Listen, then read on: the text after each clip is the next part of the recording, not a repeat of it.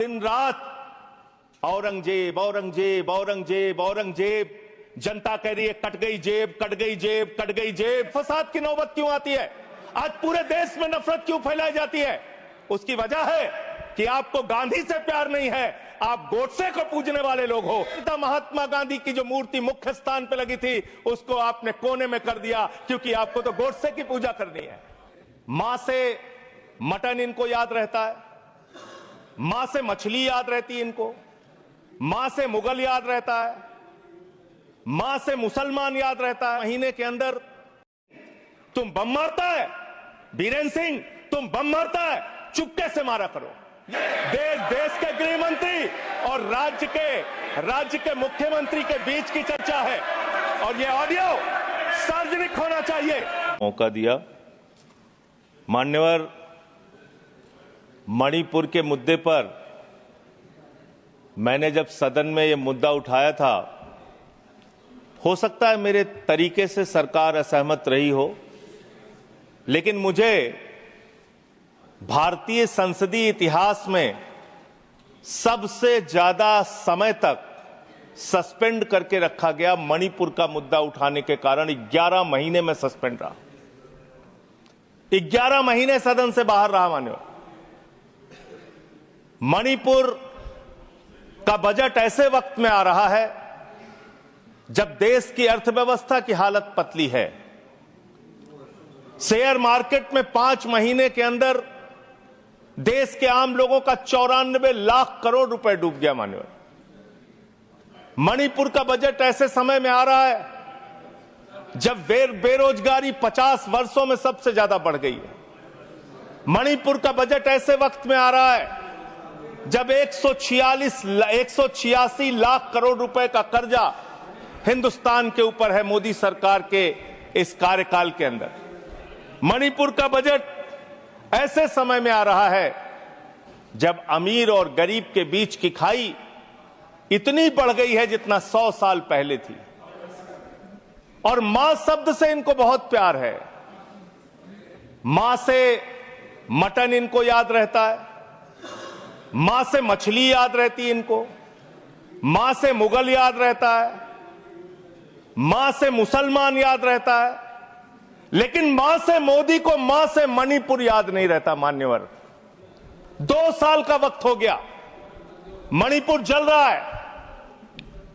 देश के केंद्रीय मंत्री का घर जलाया गया, राज्य के पीडब्ल्यूडी मंत्री का घर जलाया गया, राज्य के कंज्यूमर अफेयर्स मिनिस्टर का घर जलाया गया, कई विधायकों के घर जलाए गए, लेकिन बावजूद इसके भारत के प्रधानमंत्री को एक दिन का भी वक्त नहीं मिला 2 साल के अंदर कि वो मणिपुर जा सके अपनी संवेदना जताने के लिए, वहां के लोगों के साथ खड़े हो सके। इस बात की उनको फुर्सत नहीं मिली। देश का प्रधानमंत्री देश का अभिभावक होता है। मान्यवर, देश का अगुवा होता है। सरकार लोगों की माई बाप होती है, लेकिन राज्य की सरकार मणिपुर को जलाने में लग जाती है और केंद्र की सरकार, जो राज्य सरकार मणिपुर को जला रही थी, उस सरकार की मदद करने में लग जाती है। ऐसे में कैसे बचेगा मणिपुर? कैसे बचेगा मणिपुर?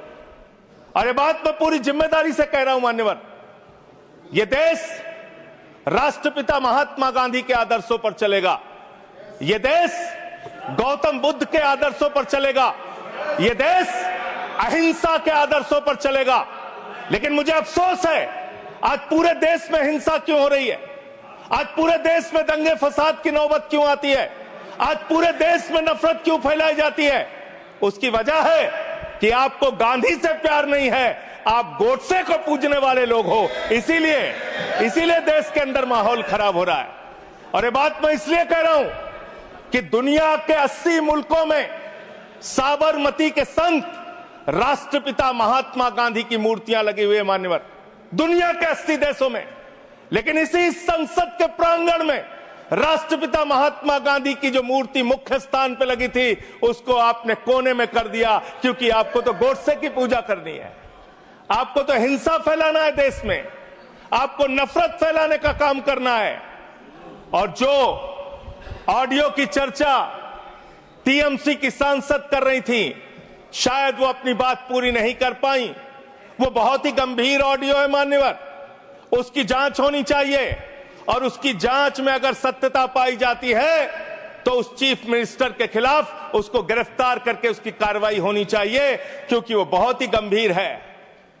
वायर नाम की एक न्यूज वेबसाइट है, उसने वो ऑडियो जारी किया जिसमें मुख्यमंत्री कह रहा है, मेरे पास देश के गृह मंत्री अमित शाह का फोन आया। अमित शाह कहते हैं, बीरेन सिंह तुम बम मारता है, बीरेन सिंह तुम बम मारता है, चुपके से मारा करो।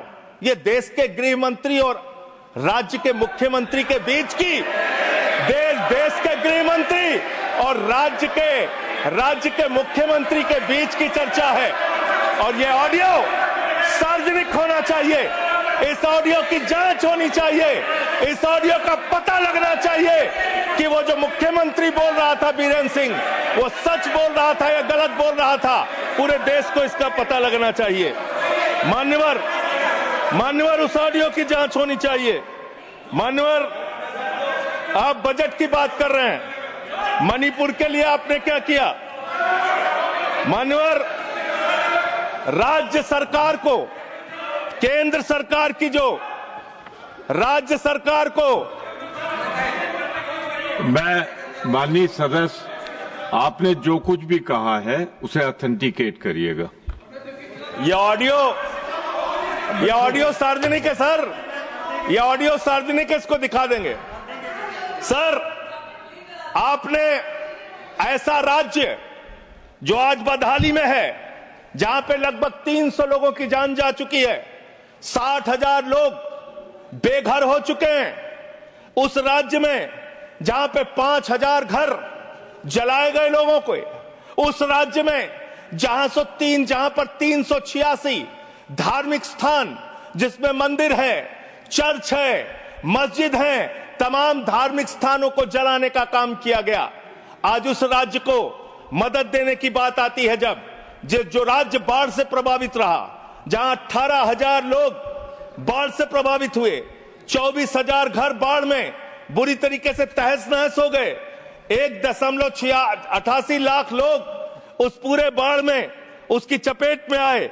मान्यवर, ऐसे राज्य को जब मदद देने की बात आती है तो मुझे बहुत अफसोस के साथ कहना पड़ता है, आपने बजट में जो बढ़ोतरी की है, 34,899 करोड़ का बजट 2024-25 में था और उस बजट को रिवाइज किया आपने, बजट को कर दिया 32,656 करोड़ रुपए।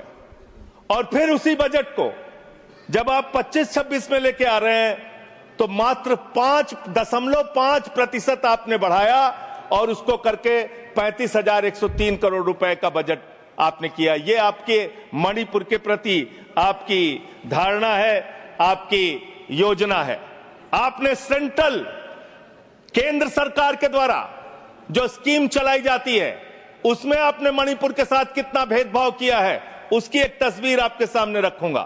प्रधानमंत्री आवास योजना में 72% पैसा आपने कटौती किया, आयुष्मान भारत योजना में 78% पैसा आपने कटौती किया, ओबीसी स्कॉलरशिप में 58% पैसा आपने कटौती किया, राष्ट्रीय ग्राम स्वराज अभियान में 42% पैसा आपने कटौती किया, प्रधानमंत्री गरीब कल्याण अन्न योजना में 60% पैसा आपने कटौती किया, राष्ट्रीय कृषि विकास योजना में 20% पैसा आपने कटौती किया, बेटी बचाओ बेटी पढ़ाओ अभियान में उस राज्य के अंदर जहां पे महिलाओं के साथ रेप की घटनाएं हुई, बलात्कार की घटनाएं हुई, उस राज्य के अंदर जहां एक कारगिल योद्धा की पत्नी को निवस्त करके घुमाया गया, उस राज्य में बेटी बचाओ बेटी पढ़ाओ के नाम पे आपने 49% बजट में कटौती करने का काम किया। वहां पर आंगनबाड़ी सेंटर्स में 93% बजट में कटौती करने का काम किया। आपने शेल्टर जो वहां पे बनाने थे लोगों के लिए, उसमें 73% बजट में कटौती किया। शक्ति सदन सामर्थ्य योजना में 60% आपने बजट में कटौती किया। साक्षी निवास सामर्थ्य योजना में 81% बजट में कटौती किया। ये आपकी सेंट्रल स्कीम है जो आपने राज्य सरकार के साथ भेदभाव किया और वहां पे कटौती करने का काम किया। क्यों ऐसा कर रहे हो आप? आपने मणिपुर को 2 साल तक जलाया। आप देश भर में नफरत फैलाने का काम करते हैं। आपका ध्यान देश की अर्थव्यवस्था पे नहीं, देश की बेरोजगारी पे नहीं, किसानों पे नहीं, महंगाई पर नहीं। आप दिन रात औरंगजेब औरंगजेब औरंगजेब औरंगजेब, जनता कह रही है कट गई जेब, कट गई जेब, कट गई जेब, लोगों की जेब कट रही है। आप औरंगजेब औरंगजेब औरंगजेब चिल्ला रहे हैं। अरे हिंदुस्तान की चिंता करो, हिंदुस्तान की चिंता करो, राष्ट्रपिता महात्मा गांधी की चिंता करो। गोडसे के रास्ते पर मत चलो। गोडसे के रास्ते से ये देश आगे नहीं बढ़ेगा। गांधी के आदर्शों पर ये देश आगे बढ़ेगा। आपको तो गांधी की मूर्ति से भी परहेज है, आपने उसको भी हटाने का काम किया। मान्यवर, मैं आप लोगों, आपके माध्यम से इस सरकार से पूछना चाहता हूं कि जो मणिपुर में 60,000 लोग आज बेघर हुए हैं, क्या इस बजट में उनका घर बनाने की आपके पास कोई योजना नहीं होनी चाहिए? आज जो मणिपुर के अंदर लोगों के घर जलाए गए हैं, क्या उनका घर बनाने की योजना आपके पास नहीं होनी चाहिए? आपने बजट में कोई प्रावधान उनके लिए नहीं रखा। आपने कोई चिंता मणिपुर के लोगों के लिए नहीं की। 2 समुदायों के बीच में अगर झगड़ा हो रहा था तो राज्य के मुख्यमंत्री को, देश के प्रधानमंत्री को उनके बीच सामंजस्य पैदा हो, उनके बीच एकता भाईचारा पैदा हो, इसलिए उस राज्य में शांति की स्थापना के लिए काम करना था, लेकिन आपने वो काम नहीं किया। 2 साल तक सारा विपक्ष चिल्लाता रहा मणिपुर के मुख्यमंत्री को हटाओ, मणिपुर के मुख्यमंत्री को हटाओ, लेकिन आपने मणिपुर के मुख्यमंत्री को नहीं हटाया। आप राष्ट्रपति शासन तब लगा रहे हैं जब वो ऑडियो बाहर आता है, जब उस ऑडियो का संज्ञान लिया जाता है, जब ये चर्चा होने लगती है कि अगर इस ऑडियो की असलियत खुल गई तो न सिर्फ राज्य सरकार के मुख्यमंत्री की बल्कि केंद्र के बड़े बड़े नेताओं की भी कलई देश के सामने खुल जाएगी।